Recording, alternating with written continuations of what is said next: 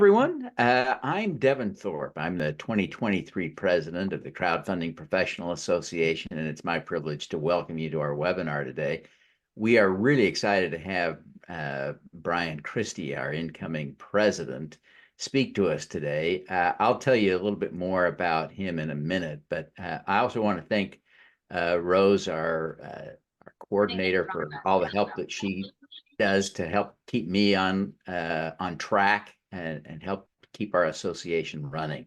The Crowdfunding Professional Association is a national association of people participating in crowdfunding, including the obvious players like the portals and broker-dealers who are conducting the offerings. But really, a lot of our focus is on trying to serve investors and issuers, the entrepreneurs and business owners who are using crowdfunding to raise money, and those who are investing.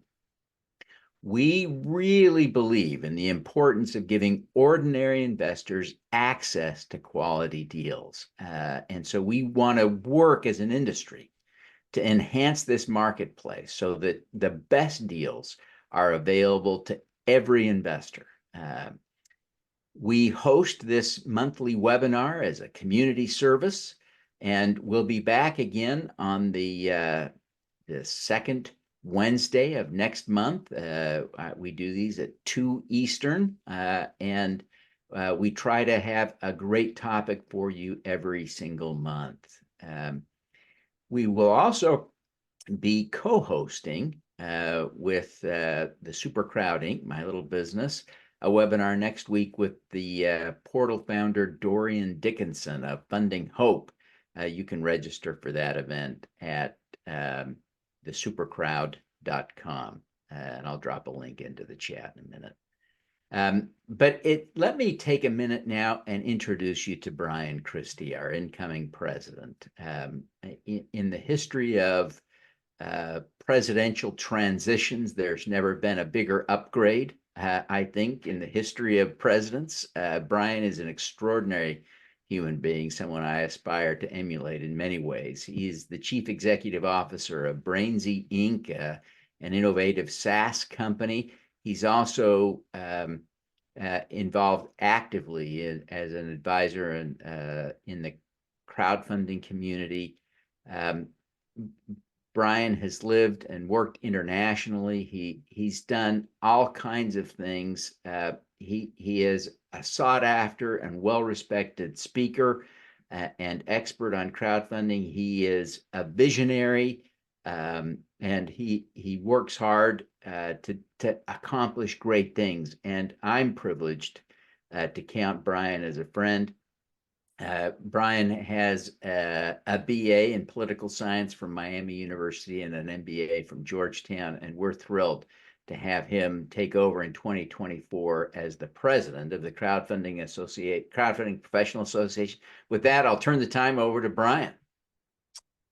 Thank you, Devin. Really appreciate that. And I think that I speak on behalf of our members of the association as well as the board when I just express a great deal of gratitude for your contributions and putting us on a very solid foundation for the years ahead. So you've have some very big shoes to fill, and I want to acknowledge that up front.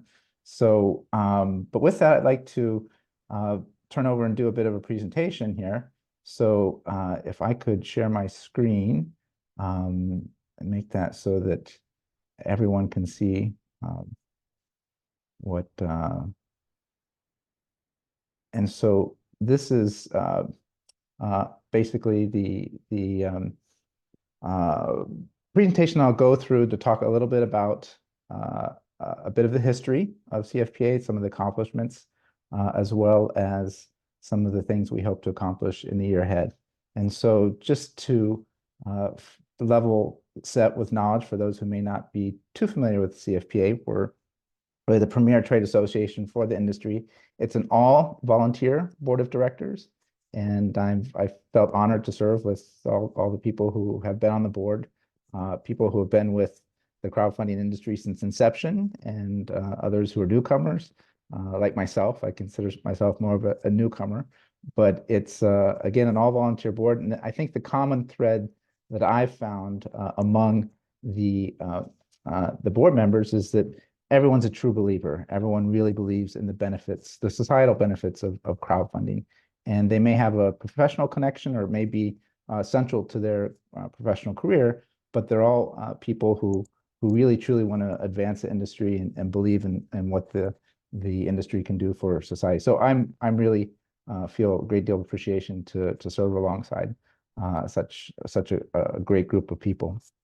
So just a little bit about the succession. So you mentioned that you're the current president for a couple more weeks. I'll take the baton in January. The nice thing about the succession here is it's nothing like the TV series. It's all been a very friendly sort of process.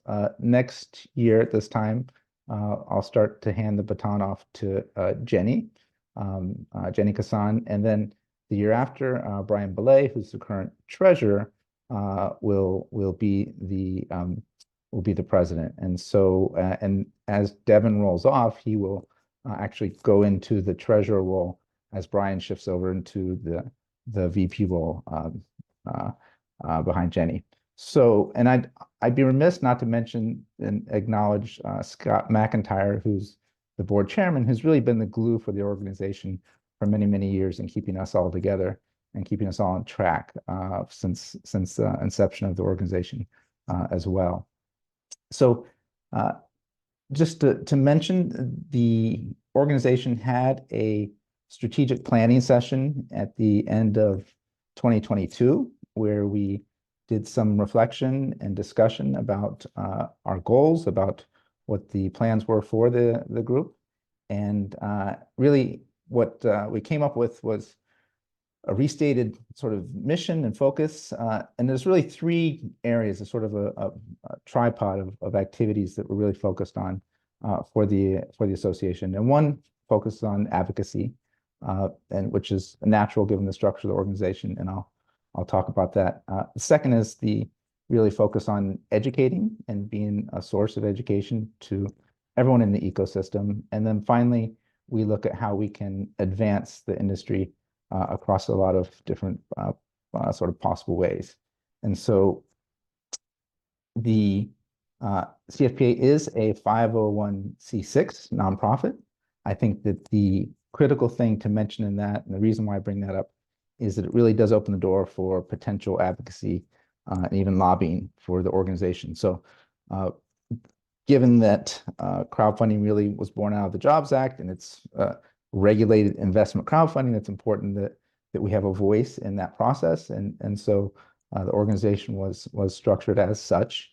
And it really, again, it opens the door for that those types of activities to take place. CfPA was one of many organizations that advocated for changes, some of them that kicked in 2021. I think most notable for those who are somewhat familiar with the industry, one was the increase in the limits of Reg CF from 1 to 5 million on an annual basis, which for many issuers and many people who are looking at the industry, it really made crowdfunding seem something that became more relevant, because it's something where people started thinking, okay, the juice is worth the squeeze, because there is some overhead costs, there's some process involved with going through a crowdfunding raise. And at $1 million, a number of companies and issuers just said, well, it's not really worth it. But at 5 million, it became very interesting. So we saw a lot more interest in the sector at that particular time. And then the ability to test the waters was something else that CfPA was advocating for. And there were other issues. And again, CfPA was one of many voices that was part of the process, but these are some things that were important, and we're looking clearly at some potential issues ahead as well. And so our approach on this is that we have a policy committee that meets monthly, and that right now is under the leadership of Jenny Kassan.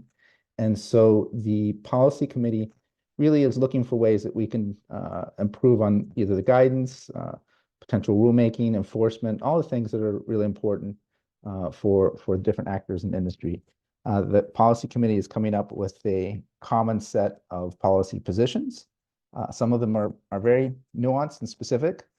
some are broader and aspirational, but they're working on a regular basis to come up sort of the platform of those issues that are important for CFPA. And moving forward, the association intends to basically comment on rulemaking when that comes up, to comment on policy papers, to engage with regulators. At some point, perhaps have a legislative fly-in. There are a number of sort of tactics and activities that are going to be taking place under the policy committee. And so I would encourage those organizations or people who would like to be a part of the process to join the association and to sign up to be part of that policy committee. It's a very important voice for the industry. So, so on the education side, my personal view is that crowdfunding has a bit of a PR problem, and maybe it's not a PR problem; it's more of a branding problem, and that is regulated investment crowdfunding is often conflated with rewards crowdfunding, with donations crowdfunding, and I can't countless times that I've had conversation. I know many others have, where you say, "Oh, I'm involved with crowdfunding," and people say, "Oh, I know about that," and they know about it because someone approached them to pay a hospital bill through GoFundMe, or someone approached them on a Kickstarter campaign. And of course, we are not that. We do not really focus on representing that those sort of flavors of crowdfunding. We're very much focused on the regulated investment crowdfunding. And so moving forward, I think that it's really important for us to draw a contrast with what we do, what the association does, and some of those other areas. And so, for example, as I mentioned, people know GoFundMe, they know Kickstarter. There are 90 major or 90 Reg CF platforms out there, and thousands of broker dealers that can act as intermediaries for crowdfunding deals. So one of the ways that I believe that we can really draw a contrast is to sort of look at a case study that could have been in the world of crowdfunding, and it wasn't. And what I mean by that is, if we look at Oculus, it's a sort of high-profile company that people are familiar with, and they got their initial really bump and lift through a Kickstarter campaign, a rewards crowdfunding campaign, where they raised about $2.5 million from 10,000 people. And on average, that's about $250 per backer. And not long after they ran that campaign, they were acquired by Facebook for $2 billion, and which was phenomenal sum for an early stage company. The backers received $0 as a result of that. And if we look at the economics of a typical Reg CF campaign and the valuations that go along with it, and if this had been a typical Reg CF campaign, then the payback would have been really 70x for those backers. They could have gotten $18,000 for average backer for putting in initially $250. And so that's a case study that could have been pretty phenomenal case study had it been done through the Reg CF process. It wasn't. It was done through rewards process. So it's one I think that we should really highlight to accentuate the differences between investment crowdfunding and rewards crowdfunding, unregulated rewards crowdfunding versus regulated investment crowdfunding. I think that we have a challenge also in getting more people into the space as participants, as investors. And I really embrace the vision that Devin has set out, where he's stated that he believes that within 10 years, he envisions that 30 million Americans will be investing annually via regulation crowdfunding. And it's an ambitious vision. And let's talk about where we are today. Today, there are about 500,000 investments made through regulation crowdfunding each year.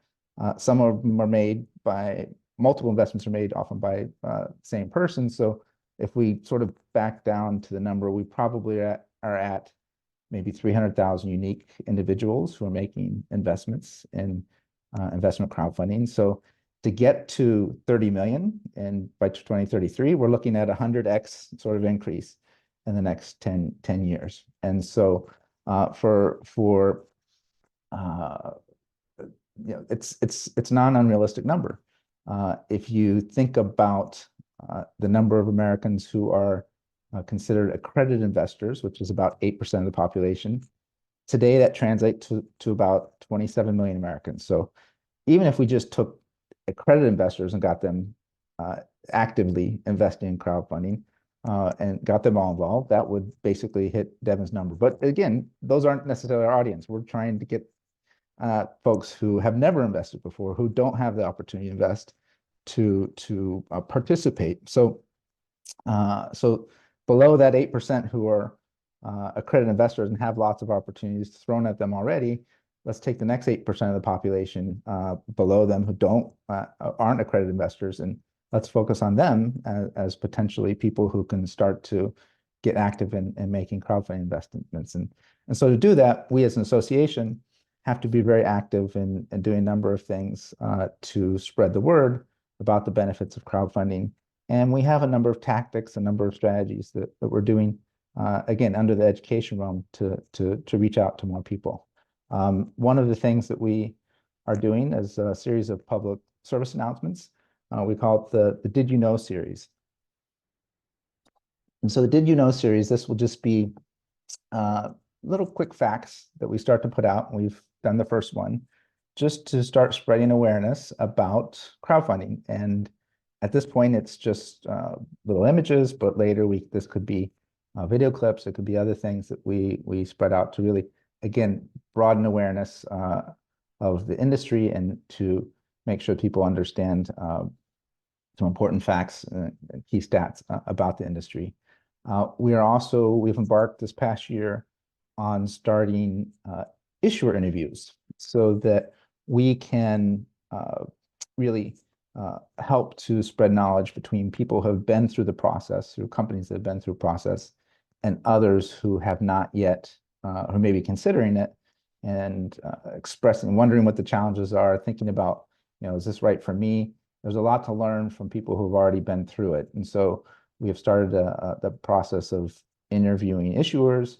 Right now it's in written format, but again, we could change the medium in the future. This is a chance to really share knowledge between people who have expertise and have experience to share with newcomers into the industry. We are doing monthly webinars, as Devin mentioned. And so some of these are very tactical, focus on compliance type issues for portals or for others who are in the space. Some of them are very policy oriented. So for example, early in the year, we had one about cryptocurrency versus investment crowdfunding, look at the distinctions between those, the issue of potentially how to take your company a pathway of going public via investment crowdfunding. Some of them are nuts and bolts of just the how-to of crowdfunding. And this is something very important, a tradition that we've established in this past year. We will continue that through the next year. Another thing that we have is our online community, the crowdfunding ecosystem, as well as an online website. And the ecosystem is really a knowledge-rich area where people can come and share experiences to get information directly from experts, to get information from potential vendors, to find potential vendors in the space. This is really our way to communicate asynchronously and to allow people to find information they need. So there's a section on featured experts so that you can find people that you may want to learn from. There's a vendor directory. So in the world of crowdfunding, there are portals, there are accountants, there are lawyers, there's a whole assurance providers, there's a whole range of vendors who may be required to make a transaction happen, and you can find them in the directory. There's a knowledge board, which is sort of a blogging, sort of like Medium, where people can come and write articles. There's Q&A, like Quora, if you're familiar with that feature. There's a news feature, newsletter that goes out through this. There are groups. We have a members-only group. We have other groups where people can interact and engage. And there's some AI augmentation to provide some knowledge as well. So, and this is also a tool we use for enrolling members. So if you're interested in learning more, I'd recommend you go to the crowdfunding ecosystem to sign up. We'll continue to use this as a means to engage with members and the broader community. The other thing that we've done is that we are hosting and co-hosting and co-branding different, participating in different conferences, in-person events. So Devin, as he mentioned, is the CEO of the Super Crowd, which looks at the intersection of impact investing and crowdfunding. And this includes an annual summit as well as regional pop-up meetings. And this is something that we've been partnered with Devin in the past several years for the development of Super Crowd, and we expect to continue along with that. He's bringing up some great stories, some fantastic sort of awareness around the potential benefits from an impact perspective of crowdfunding. And so we're excited to continue working with Devin on that. And we also helped to co-promote Investment Week, which is something that took place on the West Coast. And I believe that that's a series that will continue. And to the extent there are other events that are out there, we are open as potential partners to groups or organizations that want to be talking about the issues around crowdfunding. One of the things that we're considering for the year ahead is to start developing an annual summit that would be in DC. This actually did take place. There were summits several years back prior to COVID that were taking place every other year. And so we want to pick that tradition back up, potentially combine it with the legislative fly-in, depending on the election cycles and timing. But this is something that, again, as industry grows, there is a need for this. We've heard that there would be interest in this, so we want to explore doing something like that again this year. So moving to the advancement of the industry as sort of our third leg and our mandate and our mission. Advancement really means a couple things. One is advancement of the association itself, and the second is really advancement initiatives to advance the industry. So as far as the association itself, we again have developed a very strong foundation this year under Devin's leadership. I hope to continue that. We want to make sure that we're operationally efficient, effective. Again, it's an all-volunteer board, so there's some limitations of what we can do and what we can tackle. But one of the things we'll do early in this year is to revise our bylaws, which are a bit outdated, but then also just to make sure we have in place the sort of tools that most associations use to be efficiently operating.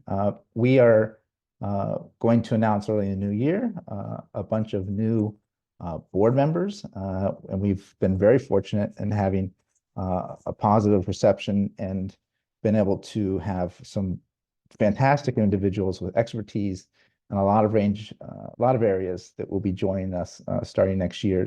We're going to have people who are Wall Street veterans who are making the transition, who are coming into the world of crowdfunding.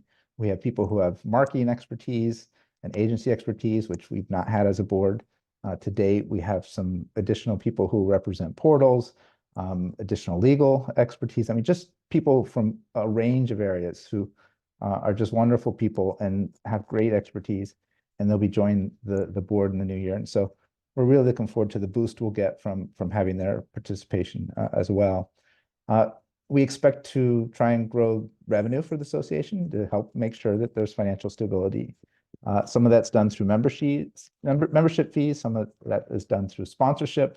I think another thing that we'll look at in the new year is setting up a groundwork for some sort of endorsed vendor program, which is not uncommon in the association world, and a way to create some sustainable revenue for associations to make a lot of what we do possible.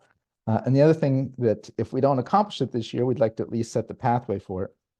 And that is that we basically put ourselves on a path so that the association can hire a full-time executive director at some point in the future.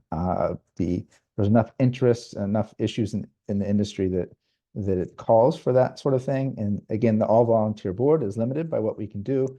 It really should be less of a board. The executive team of the board is spending a lot of time doing things, It would be great if the team was more involved with more governance and allowing the full-time executive director to take on a lot of these activities. So again, if we don't accomplish it that year, at least we want to set the pathway so that it's something we can accomplish very soon. In terms of advancing the industry, I'd like to say that just up front that some of these are my own personal views, and so to the extent that other board members do or don't want to embrace it, it's again, some of these things are my own personal perspective on how we can work to advance the industry. And there's sort of four key areas. One is to find ways to increase the flow of dollars into crowdfunding. A second is to look at some possibilities for professional certification programs.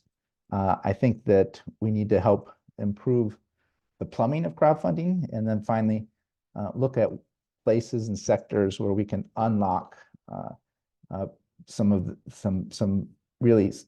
sectors that could really make use of regulated investment crowdfunding that aren't doing that today. And so, to kick it off, let me first talk about the real distinctions between crowdfunding and VC funding. I think that it's important to accentuate these differences because they have very different impacts on our society.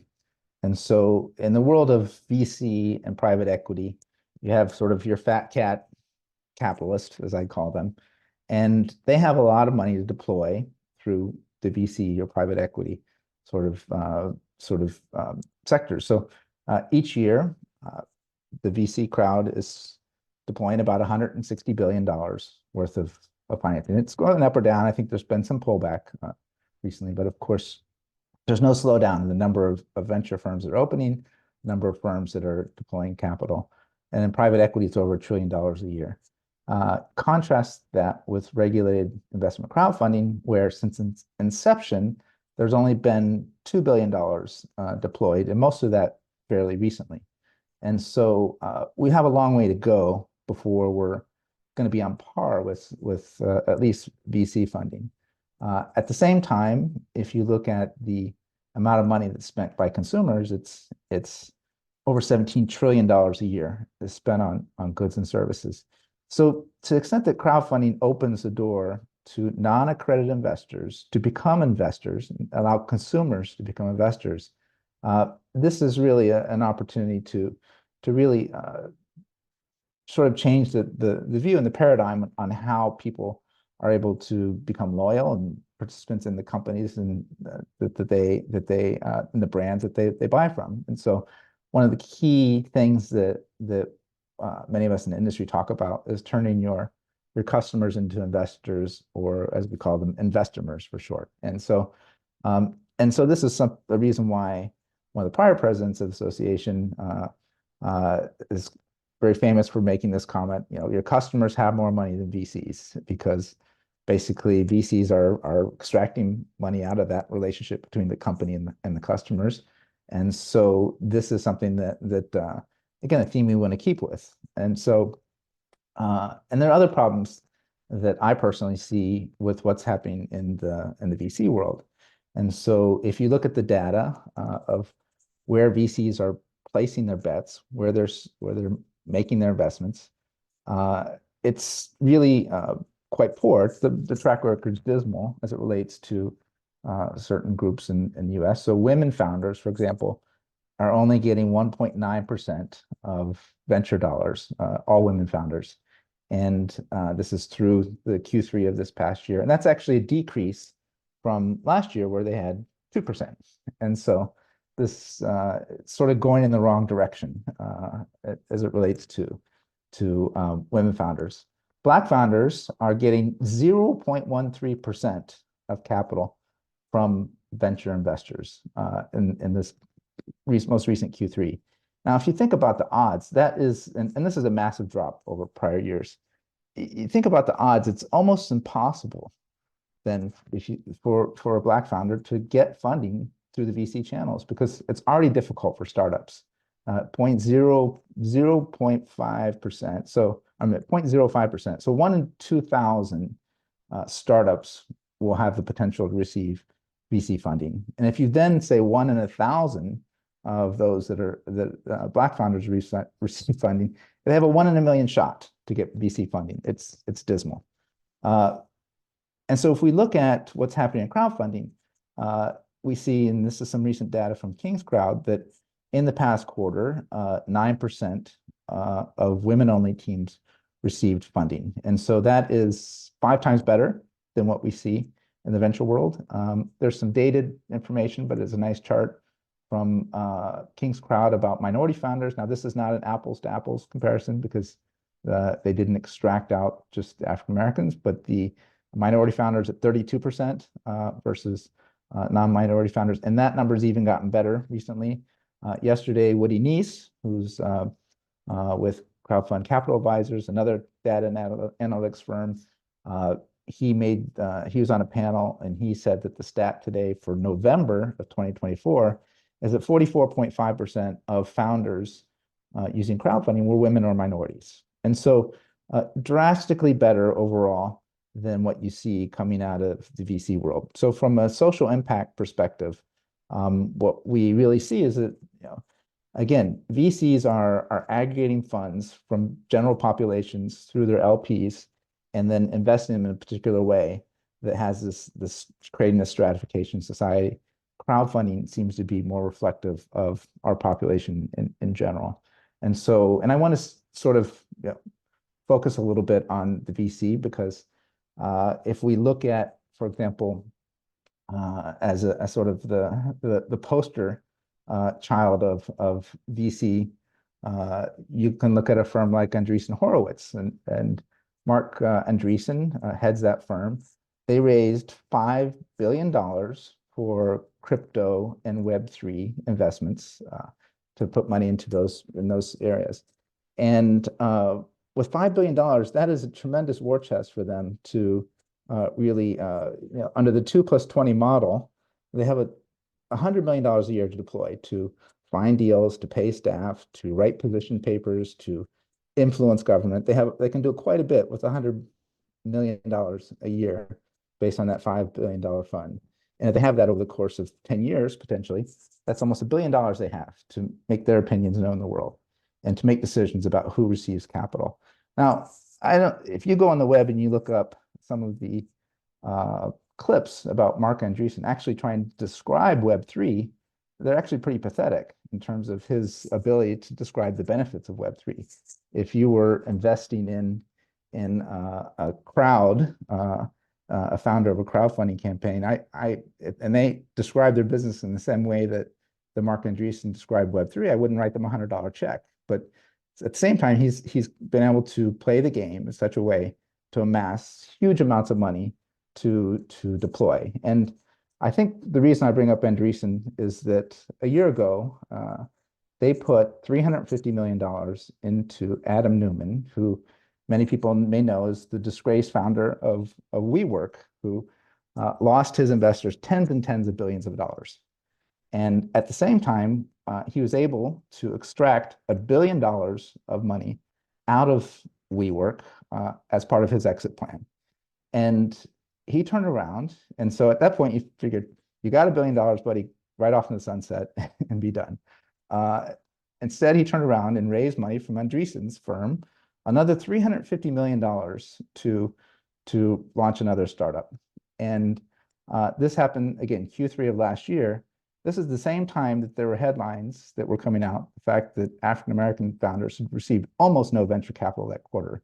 In fact, the money that Andreessen put into Adam Neumann's company was more than all the African-American founders had received in the same quarter of last year. One person received more than everyone else in the country.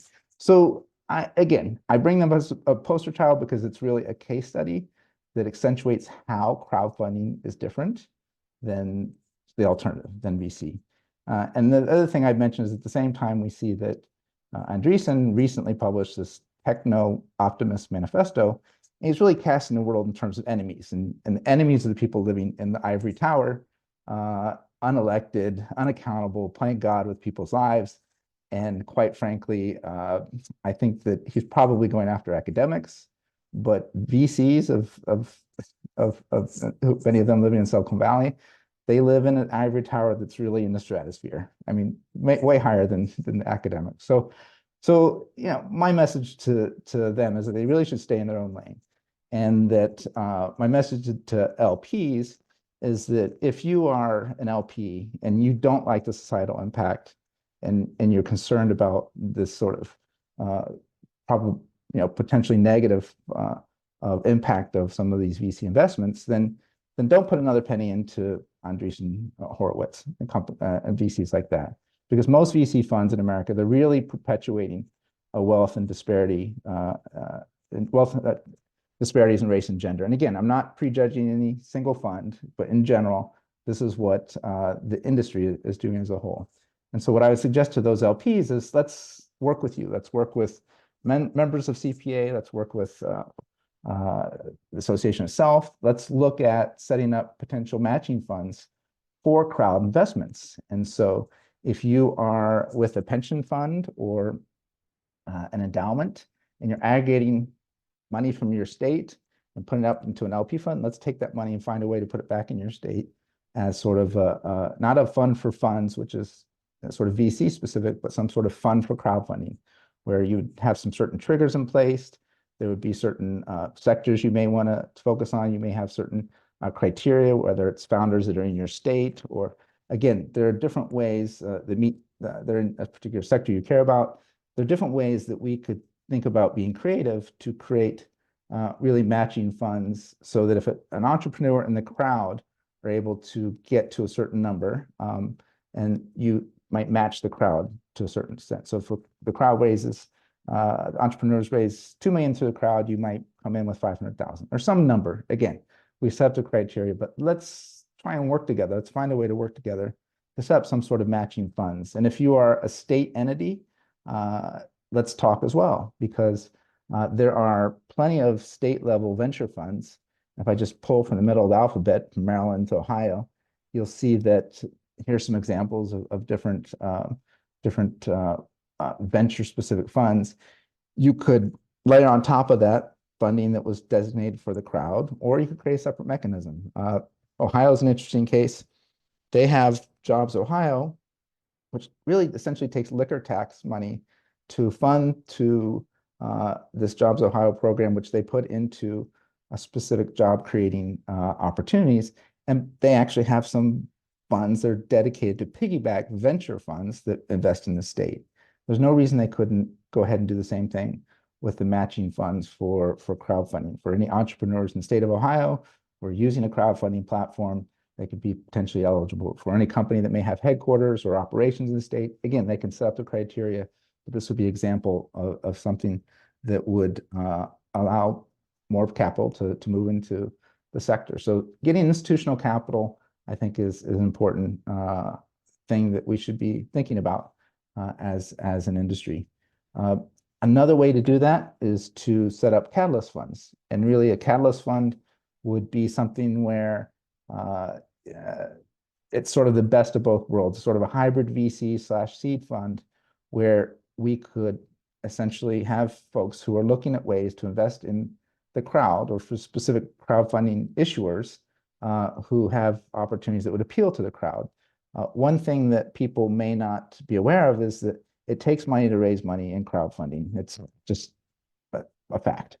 And so the rule of thumb that many people apply is that if you want to raise a certain amount of capital, you have to spend 10% of that as your cost of capital acquisition. So if you want to raise the full 5 million under Reg CF, you're probably gonna have to spend 500K. Again, the range is 5% to 20%, but you're gonna have to raise, you're gonna have to have money to do your raise. So potentially there's an opportunity to create a fund that provides that seed capital, that 500K, into issuers, let them run the process of crowdfunding, and take some sort of standard amount of equity out of that company. And so provide some real an opportunity for entrepreneurs to come in saying, I have a product or service that appeals to the crowd. I'm going to use crowdfunding to both kick off the company, get it going. And there's also a path that you can take it all the way to the public markets using crowdfunding. This is opening up. There have been some companies who are starting to blaze that path. But really, you can take crowdfunding, use Reg CF to raise 5 million. You could, in a subsequent year, because this is 5 million per year, you could use Reg CF to raise another 5 million.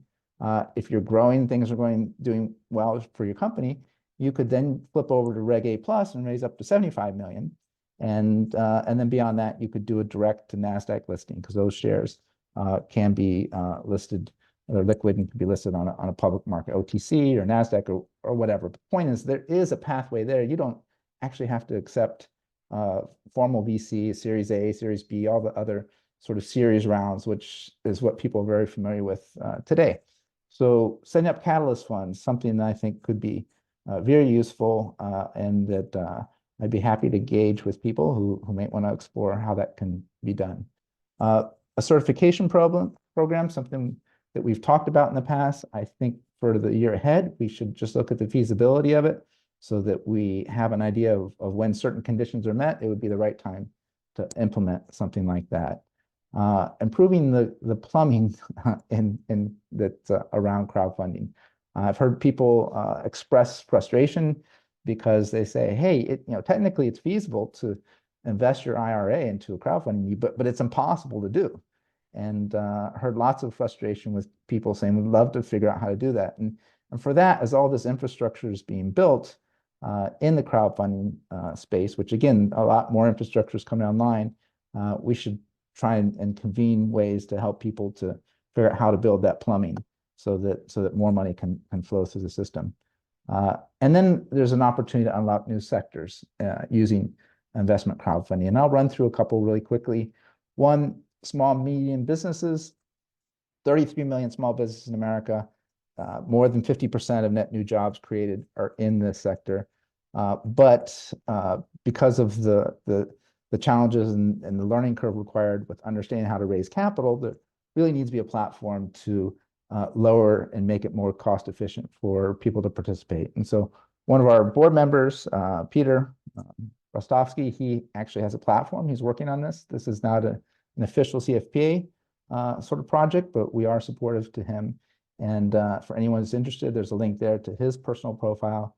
You could learn more about this because this is an important sector that needs to be unleashed for crowdfunding.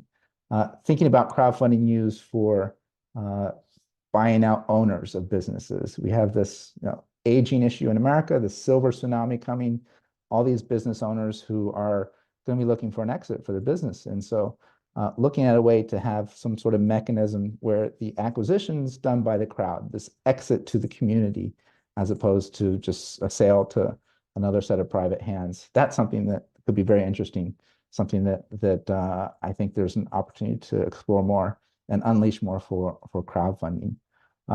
Divestitures and spinouts is another interesting area. There's a lot of focus on startups in crowdfunding, and because of the Jobs Act, and why not? It's part of the name. But if you look at the definition of what was enacted, and they define emerging growth companies, those are those companies with less than $1 billion in sales. So there's a whole lot of companies with less than $1 billion in sales. There's a lot of other companies and other ways that crowdfunding could potentially be applied. And so if we look at divestitures, for example, stats sort of vary, and I'm not an M&A expert, but stats vary. But it looks like there's about $350 billion worth of economic activity that's centered around divestitures. Seems like something that ought to be ripe for crowdfunding. Spin-outs, when you create an independent company, maintain some ownership from your parent. That's another opportunity for the right type of things to be crowdfunded. And in fact, there's an example. There's a company that has been spun out from the National Wildlife Federation. The company is called Garden for Wildlife, which enables people to go online and to buy native plants to their zip code. And all those plants are curated by the company. So and this allows protects pollinators, it protects habitats. It's sort of reversing some of the damages we've done by having huge green lawns, buying from big box stores, and so this is something that where there's an opportunity. There's a company that's actually live with a Reg CF offering right now, but it was spun out from a nonprofit to a for-profit. And that spin out is actually starting to take in capital from the crowd. So examples of this actually happening today in real life. Different areas where there's possibilities. Professional sports leagues. I have approached some of the professional sports teams. There's a lot of discussion and tension on the Green Bay Packers, which successfully went through a crowd raise, and I've approached others and the team owners, and they've said, that's sort of an anomaly. In fact, had one executive come back from the owner's office and provide me this very specific quote. These are his words. He said, the leagues would never allow for this to happen for anything that's true ownership or insinuates ownership. And so really, I was quite shocked to get that feedback. And there are some professional soccer teams I've seen that are starting to make use of. There's a team in Oakland, I think another one that might have a live campaign now. But some of the larger leagues basically saying that we would not let the crowd in, which, there are teams that are selling fractional parts of their ownership to sovereign wealth funds overseas, yet they're not willing to sell to their fans who are in their footprint, who really make the teams viable. And so for me, it's quite surprising. So I think that this is an area where as an industry we should apply some pressure so that they can open this up to the very people that make their team successful. Private hospitals, just another example of an area where there are average hospital cost to build is $60 to $180 million. You can use Reg A+ to raise $75 million, and there are currently 1,200 private hospitals in the US. So this could be an area that someone could focus on. You could have a specialty firm that's really focused on how do we bring crowdfunding to private hospitals, because a hospital is the very definition of a business that operates in its community. So imagine opening up the opportunity to invest in that hospital to people who are in the footprint, who are the recipients of that service, who are there locally. And then finally, local news is an area where I have a lot of personal interest in seeing something happen. My software company has some of what we feel is potential enabling technology, but I think that long term, the thing that will help save local news is really this industry being able to tap into sustainable support through crowdfunding and making the ownership local as well. And so what we've seen happen is it's been just horrible for democracy. It's horrible for keeping people educated and knowledge and informed, and keeping public officials held accountable with this sort of news deserts that are starting to appear all over the US because local news is being killed off. Lost revenue head to head with social media, and then being killed off by hedge funds like Alden Global Capital, where they just want to earn money back. They don't care if what they do is sort of sustainable for the long term. So again, the point of bringing these up is, of all these different sectors, is to say there's a lot of new areas where crowdfunding could be applied. And I think it's sort of like once you have the lens and you see it, you see things differently. And so what I would invite is, if you're interested in, and there's a sector you think crowdfunding could potentially apply, and you're new to crowdfunding, then engage with the professionals at the Crowdfunding Professional Association, explore, innovate, find ways, because there are lots of areas where crowdfunding really can be effective and beneficial for society, an effective tool for people to raise capital, people to have access to new types of investment opportunities. So with that, I will pause. So Devin, if you want to, yeah. Great presentation, Brian. It's just been a thrill to have you share your thoughts. And I do have a question for you. Sure. You've given us a great overview of the history of the CfPA and the industry and the legislation, and great also context around your vision for the future. But I wonder if you would, just for the sake of getting to know you, for those who are here, if you would just share kind of your personal connection to crowdfunding, how you became involved, and what drew you to it above all. What is it that appeals to you on a personal level about crowdfunding?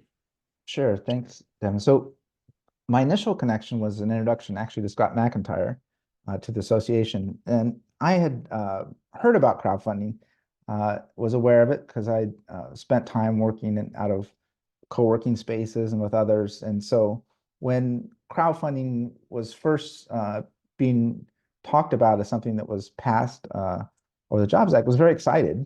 Like many people, like, hey, this new thing's emerging. Isn't this going to be great? But of course, then it's something that took some time because they had to go through the rulemaking process. So enthusiasm was considerably dampened because, when's it coming? Not being familiar with the process, not knowing.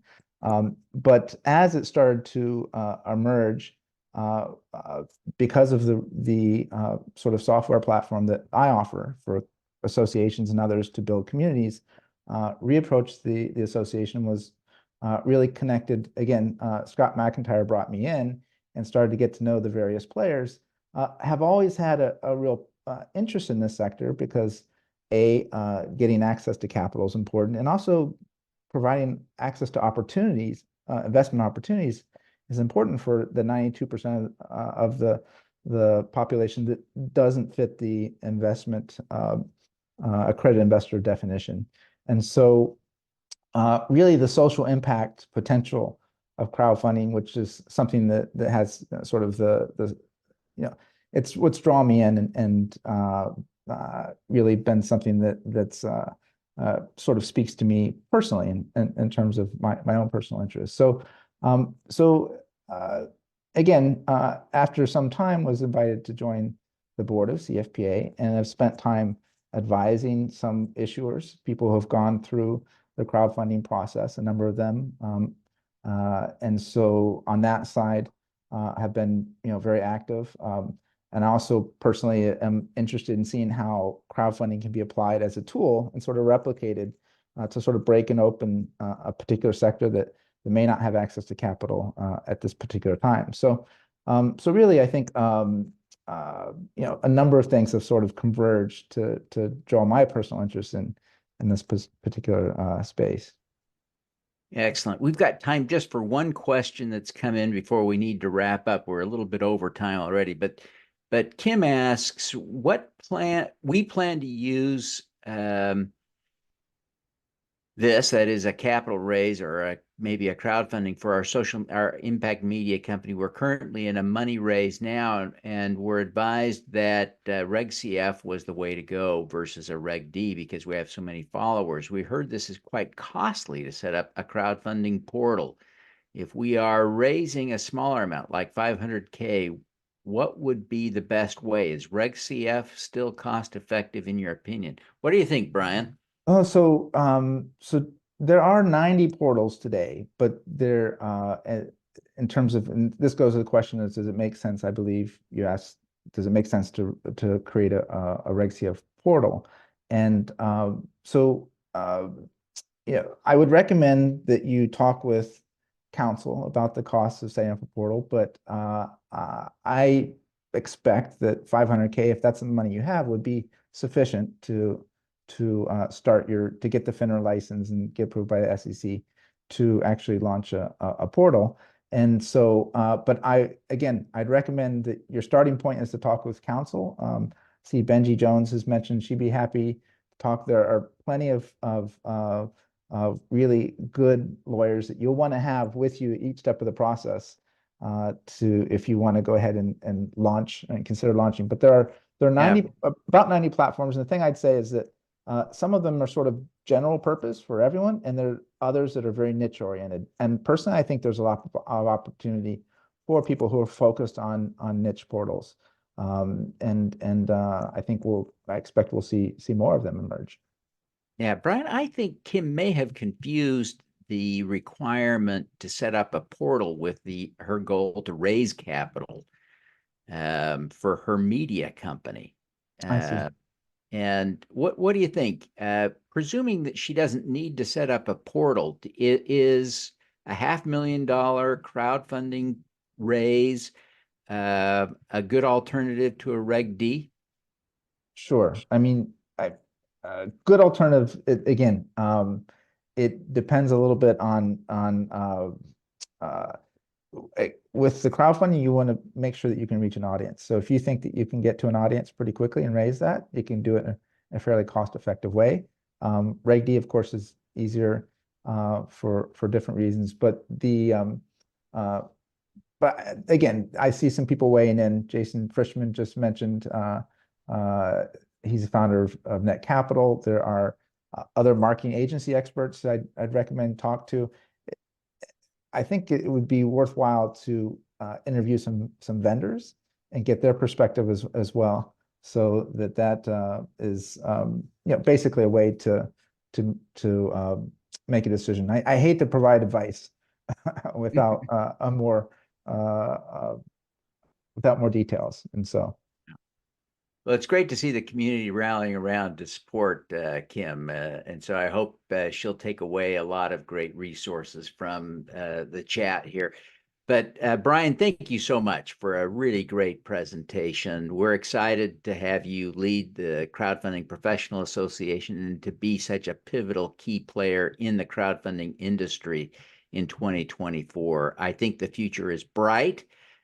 You brighten it by your presence and your effort, and we thank you for your time today and for your willingness to serve in this demanding capacity in 2024. So again, thank you. And thank you everyone who participated today. We're thrilled to have you here. We're grateful for the roles you play varyingly in the crowdfunding community, and appreciate all of you for the great work that you're doing. And we welcome you to continue to participate with us in building a great industry and a great 2024. And with that, we'll adjourn. So Rose, go ahead and shut us down.